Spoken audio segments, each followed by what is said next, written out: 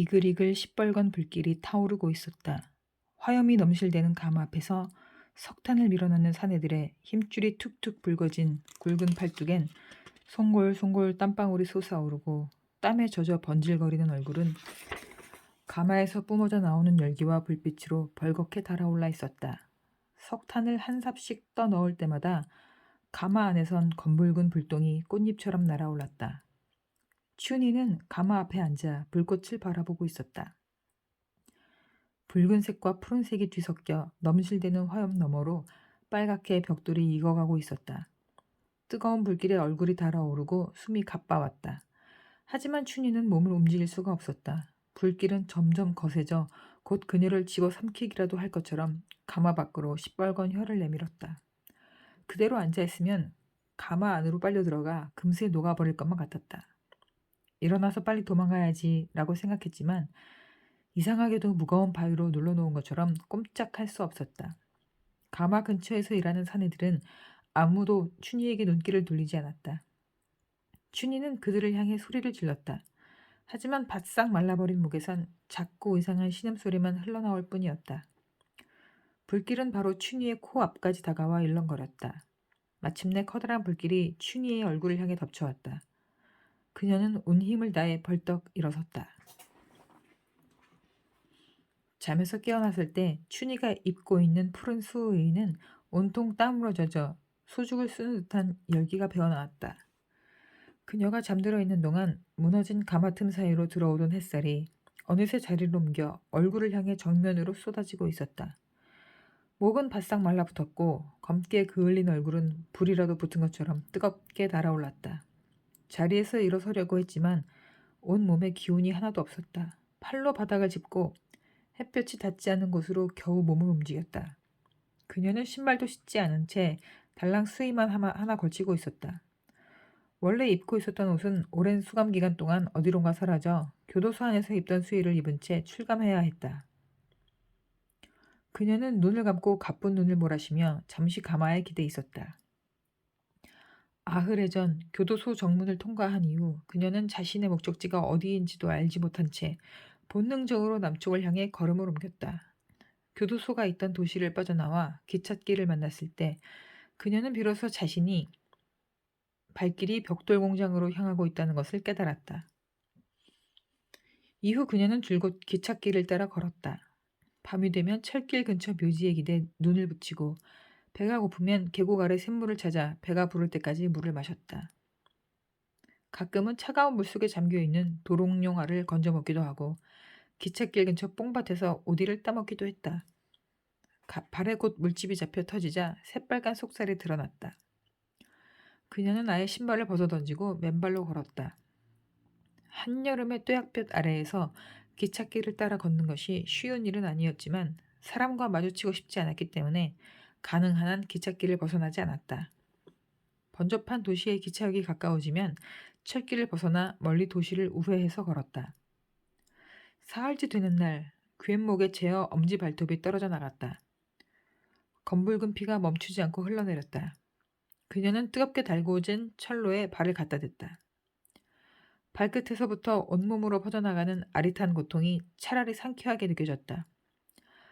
한낮에 소나기를 만나면 그나마 햇볕에 달아오른 몸을 식힐 수 있었지만 젖은 수위가 처덕처덕 몸에 감겨 걷기가 더욱 힘들었다. 그녀의 거대한 육체는 천천히 그러나 쉬지 않고 꾸준히 남쪽을 향해 움직였다. 출발한 지 아흘째 되는 날 아침 그녀는 비로소 기찻길 너머 성냥갑처럼 가로로 길게 늘어선 벽돌 가마를 발견했다. 멀리 벽돌 공장이 눈에 들어온 순간 텅 빈 뱃속에서 무언가 울컥 치밀어 오르며 목이 메어왔다. 그녀는 선로 옆에 주저앉아 막막하게 벽돌 공장을 내려다보았다. 그동안 그녀는 그저 공장으로 돌아가야 한다는 본능에 따라 움직였을 뿐 정작 자신이 돌아가서 무엇을 할 것인지는 생각해 본 적이 없었다. 기찻길 반대편으로 고개를 돌리자 멀리 산자락 아래 평대가 눈에 들어왔다. 한때 융성했으나 몰락하고만 고대 도시처럼 평대는 아침 안개에 휩싸여 희미하게 형체를 드러냈다. 멀리서도 유난히 눈에 띄는 것은 건물들 사이로 우뚝 솟은 극장이었다. 그것은 마치 커다란 고래가 깊은 바닷속에서 숨을 쉬기 위해 막 솟아오른 것처럼 보였다. 고래 모양을 번떠 지은 그 극장은 춘희의 엄마인 금복이 직접 설계한 것이었다. 춘희의 머릿속엔 요란한 극장 간판과 극장에 들어가기 위해 그 앞에서 북적거리던 사람들, 군것질거리를 파는 행상들의 모습이 떠올랐다. 그러나 그 흥성한 풍경은 오래전 극장에 불이 났을 때 모두 사라져버리고 없었다.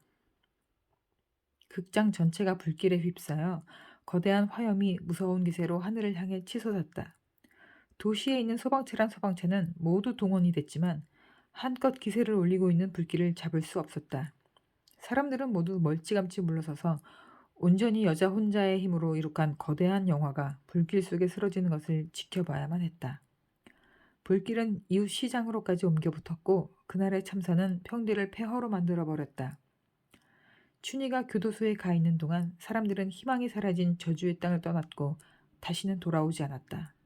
기차역은 폐쇄되었으며 사람들이 떠난 평대는 자연의 순환 속에 묻혀 차츰 지워져 가고 있던 참이었다. 춘희는 가마에서 나와 펌프가 있는 쪽으로 걸어갔다. 무엇보다도 우선 물을 마셔야 했다. 붉은 녹이 뒤덮고 있는 펌프는 바짝 말라붙어 도저히 물이 나올 것처럼 보이지 않았다. 고무 패킹도 갈라져 제대로 기능을 할지 알 수 없었다. 그녀는 부엌으로 들어가 시커멓게 그을린 냄비를 들고 근처에서 물을 찾아다녔다. 곧 기찻길 쪽으로 난 진입로 옆에서 작은 도랑을 발견했는데 그 악스럽게 우거진 역귀 밑으로 미지근한 물이 고여 있었다. 그녀는 조심스럽게 손으로 냄비에 물을 퍼담았다. 공장에 있는 터는 원래 늪지대였다. 그것을 메우기 위해 그녀의 엄마는 엄청난 양의 자갈과 흙을 쏟아 부어야 했다. 참으로 무모한 짓이었지만 벽돌 공장은 훗날 그 모든 노력에 대해 수십 배 이상 보상해 주었다. 물이 가득 차자 춘희는 냄비를 들고 와 펌프 안에 붓고 재빨리 펌프질을 했다. 하지만 물은 곧 펌프 안으로 사라져버리고 바람 새는 소리만이 시끄러웠다. 좀 더 큰 물통이 필요했다. 그녀는 적당한 용기를 찾아 공장 주변을 돌아다니다 뜻밖의 근처 풀숲에서 무쇠로 만든 가마솥을 발견했다. 부엌에서 사라졌던 그 가마솥이었다. 녹이 슬고 한쪽 귀가 떨어져 나가기는 했지만 구멍이 뚫린 데도 없었고 녹만 제거하면 그런대로 쓸만해 보였다. 오래전 춘희의 엄마는 그 솥에다 공장에서 일하는 사내들을 위해 국수를 삶아내기도 하고 여름이면 미루나무에 매놓고 키우던 쌀개를 잡아 게장국을 끓여내기도 했다. 게장국을 끓이는 날은 아침부터 공장 전체가 술렁거렸다. 마당 한쪽에 벽돌을 쌓아 솥단지를 걸고 물부터 끓이면 인부들은 일을 하면서도 연신 솥이 걸려있는 쪽을 힐끔거리며 하루 종일 걸근거렸다. 드디어 게장국 냄새가 공장 전체에 퍼져나가고 해가 떨어지면 사내들은 얼굴 가득 수줍은 미소를 띤 채 솥단지 주변으로 몰려들었다. 춘희의 엄마는 사내들에게 야한 농짓거리를 던져가며 국을 한 사발씩 퍼주었고 그들은 땀을 뻘뻘 흘리면서도 후루룩 소리를 내며 뜨거운 국을 잘도 먹었다. 늘 먹을 게 넘치고 풍요롭던 시절이었다. 춘희는 가마솥을 도랑으로 가져왔다. 바닥에 고여있는 물을 냄비로 조금씩 퍼담아 수십 번 옮긴 끝에야 겨우 솥 안에 물을 가득 채울 수 있었다. 물을 퍼담는 동안 춘희는 풀숲 사이에서 무언가 비릿한 기운을 감지했다. 아니나 다를까 우거진 잡풀을 들치자 굵은 누룩뱀 한 마리가 풀숲에서 나와 도랑 옆으로 기어가고 있었다. 춘희는 재빨리 뱀의 꼬리를 잡아 땅바닥에 힘껏 태질을 했다. 누룩뱀은 가벼운 경련을 일으키며 바닥에 길게 뻗어버렸다. 춘희는 뱀을 그대로 놔둔 채 양팔로 가마솥을 껴안고 힘껏 들어 올렸다. 다리가 휘청하며 비틀거렸다. 도랑에서 펌프가 있는 곳까지 그리 멀진 않았지만 아흐레나 굶은 데다 지칠 대로 지쳐있어 무쇠솥을 들어 옮기는 건 쉬운 일이 아니었다. 100근이 넘는 무쇠솥에 물이 가득 담겨 있었으니 웬만한 장정줄이 붙어도 만만치 않은 일일 터였다. 춘희는 무려 4번이나 내려놓고 쉰 다음에야 솥을 펌프까지 옮길 수 있었다. 그녀는 펌프 안에 물을 가득 퍼담은 다음 다시 펌프질을 시작했다. 하지만 물은 곧 펌프 안으로 속절없이 사라지고 낡은 패킹 사이로 바람 빠지는 소리만 들렸다. 솥 안의 물을 거의 다 잡아먹고 지쳐 포기하고 싶을 때쯤 드디어 기별이 왔다. 펌프질을 하는 손끝에 뭔가 묵직하게 걸리는 느낌이 왔고 시뻘건 녹물이 한 차례 지나간 뒤 곧 차가운 지하수가 쏟아지기 시작했다.